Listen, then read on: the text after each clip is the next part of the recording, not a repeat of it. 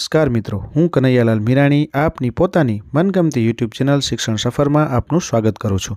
આ ચેનલ ઉપર શૈક્ષણિક માહિતી, અભ્યાસક્રમ, શિષ્યવૃત્તિ પરીક્ષાઓ, સરકારી યોજનાઓ, સ્પર્ધાત્મક પરીક્ષાઓ તથા કમ્પ્યુટર અને ટેકનોલોજીને લગતા વિડીયો અપલોડ કરવામાં આવે છે। હજી સુધી તમે જો આ ચેનલને સબસ્ક્રાઇબ ના કરી હોય તો સબસ્ક્રાઇબ કરી દેજો, તમારા મિત્રોને શેર કરી દેજો અને બેલ આઇકન દબાવી દેજો જેથી અમારા નવા વિડીયોની અપડેટ આપને મળતી રહે। चलो नमस्कार मित्रों, आज આપણે પ્રથમ સત્રાંત પરીક્ષા ધોરણ 6 ની જે 17/10/2024 ના ગુરુવારના જે લેવાનારી છે એનું આપણે સંપૂર્ણ સોલ્યુશન જોવાના છીએ। તો તમે હજી સુધી આ ચેનલને સબસ્ક્રાઇબ ના કરી હોય તો સબસ્ક્રાઇબ કરી દેજો અને સાથે બેલ આઇકન દબાવી દેજો જેના કારણે અમારા દરેક નવા વિડીયોની અપડેટ તમને મળતી રહે। તો અહીંયા કને તમે જોઈ શકો છો કુલ ગુણ જે છે એ 80 છે અને આ 80 ગુણનું જે સમય જે 2 થી 5 નો તમને આપવામાં આવેલો છે। તો અહીંયા 17/10 ના જે ગુજરાતી વિષયની પરીક્ષા જે છે એના માટેના આઈએમપી પ્રશ્નો જે છે એ કયા છે અને કેવા પ્રકારના પ્રશ્ન પૂછાશે એની આપણે ચર્ચા કરવાના છીએ। તો આ વિડીયો જે છે એ તમારા મિત્રો સાથે પણ શેર કરી દેજો અને લાઈક પણ કરી દેજો। ચલો આપણે વાત કરીએ પ્રશ્ન 1 અ નીચેના પ્રશ્નોના ઉત્તર માટે ના વિકલ્પોમાંથી સાચો વિકલ્પ તમારે શોધવાના છે જેનો 4 ગુણ છે। પહેલો પ્રશ્ન છે હાથીની ધર્મની બહેન કોણ હતી? તો જવાબ આવશે બ કબૂતરી। चलो एना पछी बीजो प्रश्न है भोंयरानो मार्ग कोण रूंधीने ऊभुं हतुं? तो जवाब आवशे ड एक बंध दरवाजो। अने त्रीजो है झवेरचंद मेघाणीने कोण पोणी राते जागीने? तो एनो जवाब आवशे क, तमे जोई शको छो। चौथो प्रश्न है हरखचंद सेठे कड़संगना बापूनी कारजानी कंकोत्री काळोतरी केटला दिवसनी हती? तो जवाब आवशे अ 7। नीचेना प्रश्नोना उत्तर एक एक वाक्यमां लखो जेना 4 गुण छे। सौथी पहेलो प्रश्न है वरसाद पछीनी हवाथी बाळकोमां शुं परिवर्तन आवशे?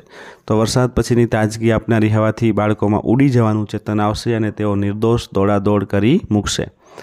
बीजो छे चौथो माणस शुं करवाने कड़जुग आव्यो एम कहे छे? तो चौथो माणस प्राणीओ सरघसमां संपीने चाले छे, ज्यारे माणसो लाकड़ीथी एकबीजाना माथा फोड़े छे तेने कड़जुग आव्यो कहे छे।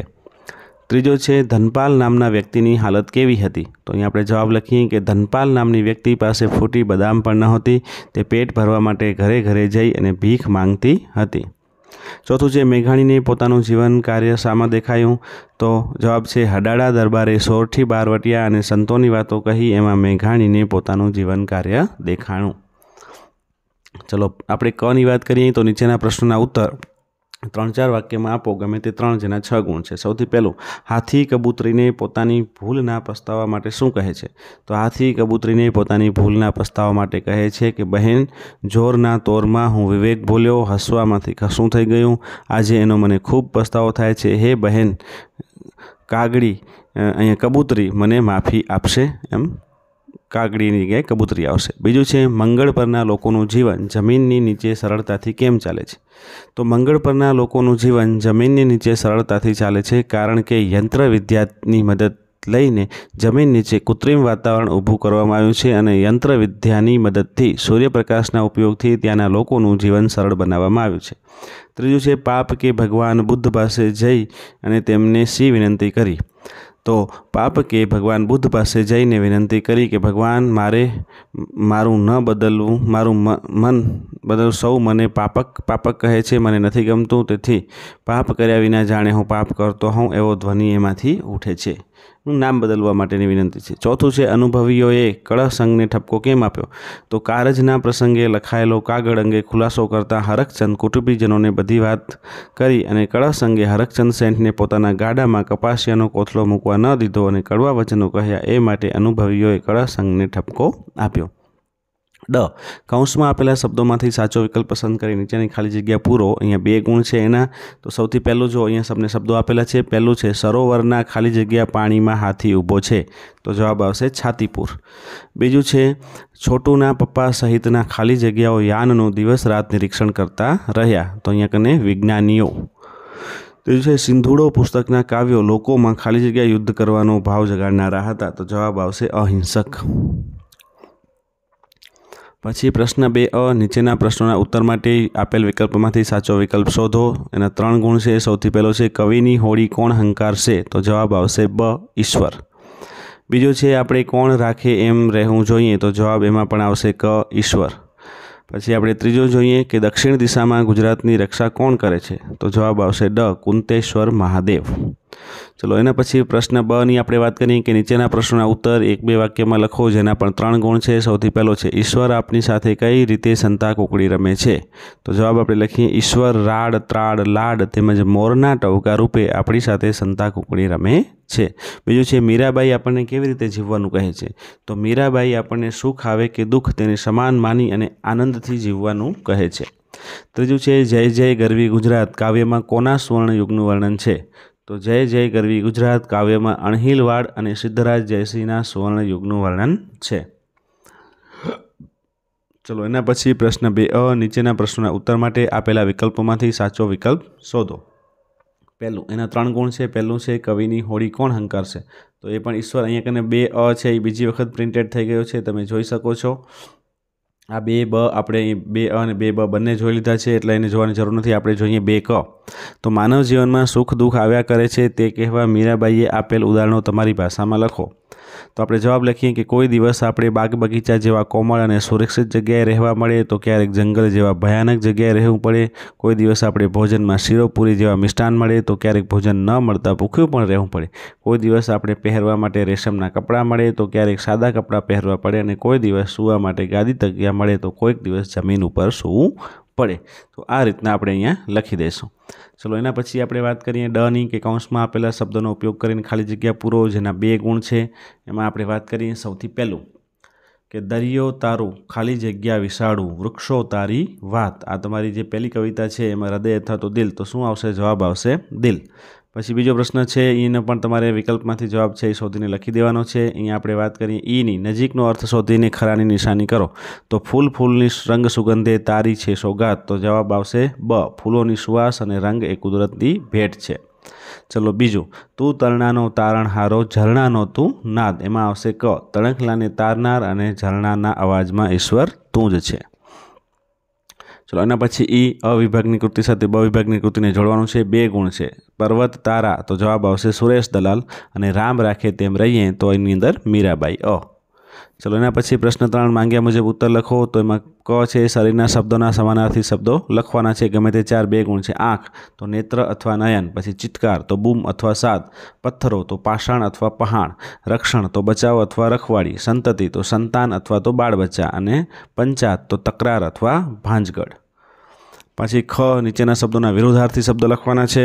તો અહીંયા પહેલું જે તમને આપેલું એના પણ 2 ગુણ છે. પહેલું આપેલું છે સુગંધ, તો અહીંયા કને દુર્ગંધ. અપરાધી તો નિરપરાધી. મોંઘો તો સસ્તો. સુયોગ વિયોગ. શુભ તો અશુભ. અને ગુલામી તો આઝાદી.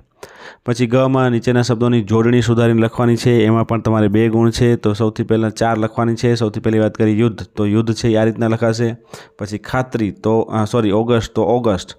પછી ખાતરી, હોશિયાર, વીજળી અને પાણીયારું. તો આ રીતના તમે એની અંદર લખી શકો છો. શબ્દ સમૂહ માટે 1 શબ્દ આપવાના છે, ગમે તે 2 લખવાના છે. અને 2 ગુણ છે. હજી ન વિયાણી હોય તેવી નાની ગાય કે ભેંસ, તો જવાબ આવશે વોડકી. કોઈ પ્રસંગ નિમિત્તે કે દેખાવ કરતાં રસ્તા ઉપર નીકળી જતો જન સમુદાય એટલે સરઘસ. ત્રીજું છે, કહેવામાં આવે તેમ ચૂપચાપ અમલ કરનાર એટલે કે ચાકર.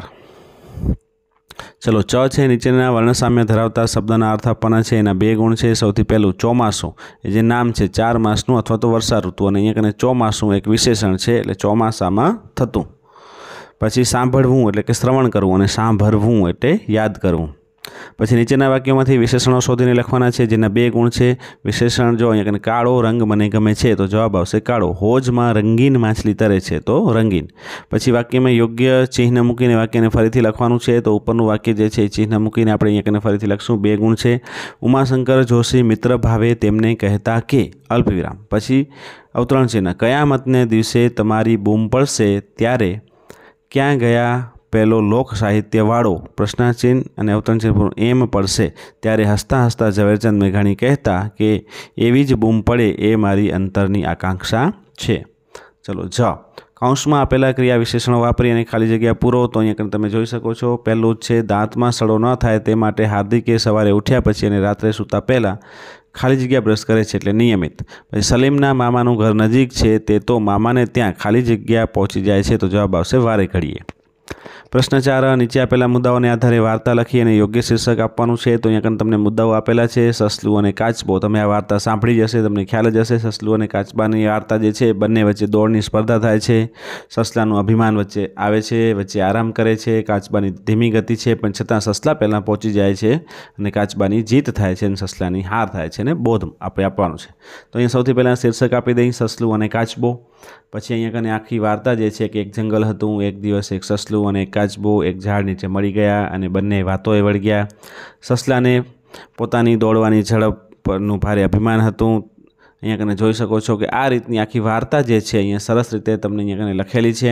આ વાર્તા જે છે એ જરૂર પડે તો વિડીયોને સ્ટોપ કરી અને આખી વાર્તા છે એ તમે તમારી નોટબુકમાં ઉતારી દેજો અથવા તો 1 થી 2 વખત વાંચી લેજો તો પણ તમને આ વાર્તા છે એકદમ સરળ છે, યાદ રહી જાય એવી છે। એટલે આ રીતના વાર્તા જે છે તમારે જોઈ લેવાની છે।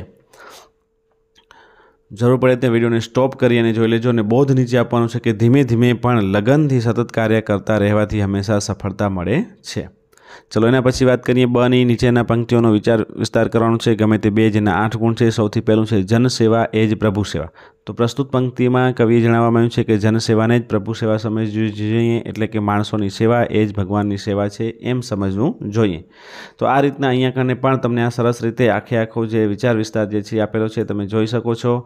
જરૂર પડે ત્યાં વિડીયોને સ્ટોપ કરી દેજો। અહીં આપણે જોઈએ કે આપણા જીવનનો ઉદ્દેશ્ય શું છે। જો માણસે સમજી જાય તો જીવનના સઘળા દુઃખ દૂર થઈ જાય। તો આ રીતના આખો જે છે આખો વિચાર વિસ્તાર એ પણ તમને અહીંયા કને આપી દીધેલો છે અને સરસ રીતે તમે અહીંયા કને આ વિચાર વિસ્તાર છે એ જોઈ શકો છો।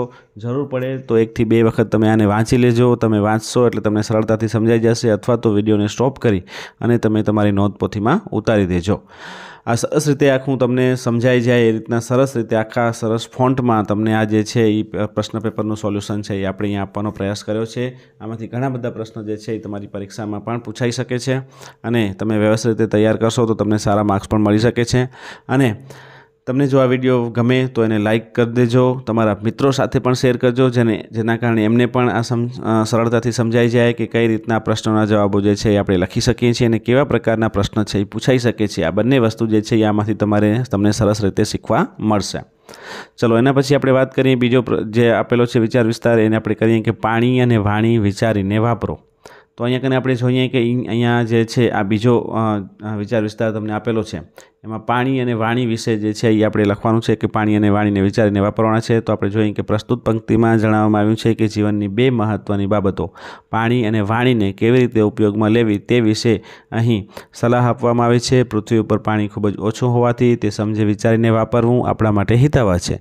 એ જ રીતે વાણી એટલે કે ભાષાનો ઉપયોગ પણ સમજી વિચારીને કરવો જોઈએ। વાક બાણથી ઘાયલ થયેલો મનુષ્ય ફરીથી સાજો થઈ શકતો નથી। આંધળાનો પુત્ર આંધળો એટલું કહેવાથી જ જો મહાભારતનું યુદ્ધ થયું હોય તો તે વાણીના મહત્ત્વને આપણે સમજવું જોઈએ। કોઈ કવિએ કહ્યું છે કે ચડે કે પડે જીભ વડે જ માનવી એ બિલકુલ સાચું છે। તો આ રીતના તમે અહીંયા કને વિચાર વિસ્તાર છે એ લખી શકો છો। ત્રીજો જે છે જોઈ શકો છો હોય કામ મુશ્કેલ પણ ઉદ્યમથી ઝટ થાય, ખંત જો દિલમાં હોય તો કદી નફો ઘટ જાય। આ પંક્તિમાં કવિ કહે છે કે કોઈ પણ મુશ્કેલ કામ અથવા તો મહેનત કરવાથી જલ્દી પૂરું થાય છે અને જો આપણા દિલમાં ખંત હોય તો અઘરું લાગતું કામ પણ મહેનતથી પાર પાડી શકાય છે। આપણી મહેનત કદી નકામી જતી નથી। કેટલાક કામ અઘરા હોય છે જે આપણે વિચાર જ કરતા રહીએ કે ક્યારે થશે અથવા તો કેવી રીતે થશે તો તે કામ ક્યારે થશે નહીં અને આપણે ઉત્સાહથી અને આયોજનપૂર્વક એ કામ કરવા માંડીએ તો આપણને સફળતા ચોક્કસ મળે છે। વિદ્યાર્થી તરીકે આપણને જે વિષયો અઘરા લાગતા હોય શીખવા માટે આપણે ખંતથી મહેનત કરીએ તો એમાં ચોક્કસતા સફળતા મળે અને આપણે ખંતથી મહેનત કરવી જોઈએ। તો આ રીતના આખો જે વિચાર વિસ્તાર છે એ તમે લખી શકો છો। ચલો એના પછી આપણે વાત કરીએ પ્રશ્ન 5 નીચે આપેલા રૂઢિપ્રયોગના અર્થ આપી વાક્ય પ્રયોગ કરો। ગમે તે 3 અને એના 6 ગુણ છે। સૌથી પહેલો છે આપણને આપેલું છે મોંમાં પાણી છૂટવું એટલે કે ખાવાની ઈચ્છા થવી અથવા તો મોંમાં લાળ છૂટવી। તો અહીંયા કને જોઈએ પ્રશ્ન વાક્ય લખીએ આપણે કે ઊંચી ડાળી ઉપર દ્રાક્ષ લટકતી જોઈ અને શિયાળના મોંમાં પાણી છૂટ્યું। બીજું છે કાનમાં ગુંજવું એટલે કે મનમાં સંભળાવવું। તો વાક્ય લખીએ બધા વચ્ચે કેવા તુકારના શબ્દો માણેકચંદના કાનમાં ગુંજતા રહ્યા। ત્રીજું છે ઊભી પૂંછડીએ ભાગવું એટલે કે જીવ લઈને ભાગવું। તો સિંહના પંજામાંથી છુટકારો મળતા હરણ ઊભી પૂંછડીએ ભાગ્યું। અને ચોથું છે ધોળા દાડે તારા બતાવવા એટલે કે અસહ્ય પરિસ્થિતિમાં મૂકી દેવું। તો સિંહને જોઈને ઉંદરને ધોળા દિવસે તારા દેખાયા। ચલો બ લખીએ આપણે નીચેના કોઈપણ એક વિષયમાં તમારે આશરે 15 થી 20 વાક્ય લખીને નિબંધ લખવાનો છે। એમાં સૌથી પહેલું છે મારો પ્રિય તહેવાર। અહીં તમે લખી શકો છો મારો પ્રિય તહેવાર નવરાત્રિ છે। તમને જે ગમે એ તમે લખી શકો છો। અહીંયા નવરાત્રિ લખ્યું છે, નવરાત્રિ વિશે આપણે સરસ રીતે લખીએ કે આ તહેવાર ક્યારે આવે છે, એમાં શું હોય છે, એનું મહત્ત્વ શું હોય છે, એમાં આપણે શું કરીએ છીએ, આ બધી જ વસ્તુ જે છે એ આપણે અહીંયા સરસ રીતે લખી દઈશું તો તમારો આખો નિબંધ તૈયાર થઈ જશે। ચલો અહીંયા કને બીજો જોઈએ કે આવી અષાઢી બીજ। તો અહીંયા કને અષાઢી બીજ વિશેનું સરસ રીતે તમારે આ જે વર્ણન જે છે એ લખવાનું છે। અહીંયા સરસ રીતે તમને લખીને આપી દીધેલા છે નિબંધો। તમે અહીંયા કને જરૂર પડે જ્યાં જરૂર લાગે ત્યાં કને વિડીયોને સ્ટોપ કરી અને આ નિબંધો જે છે એ ખાસ 1 થી 2 વખત વાંચી લેજો અથવા તો તમારી નોંધપોથીમાં ઉતારી દેજો। ત્રીજું છે ગરવી ગુજરાત, એટલે કે અહીંયા કને ગરવી ગુજરાત જે છે એ સરસ એના વિશે ગુજરાત વિશે લખવાનું છે। અહીંયા કને તમારો જે ગરવી જય ગરવી ગુજરાત જે છે એના વિશે પણ અહીંયા કને તમે એના આધારે લખી શકો છો। અહીંયા આપણું આ સંપૂર્ણ સોલ્યુશન પૂર્ણ થાય છે। તમે જો હજી સુધી આ ચેનલને સબસ્ક્રાઇબ ન કરી હોય તો સબસ્ક્રાઇબ કરી દેજો, બેલ આઇકન દબાવી દેજો, તમારા મિત્રોને શેર કરી દેજો। ફરીથી નવા વિડીયો સાથે મળીએ, ત્યાં સુધી મસ્ત રહો, તંદુરસ્ત।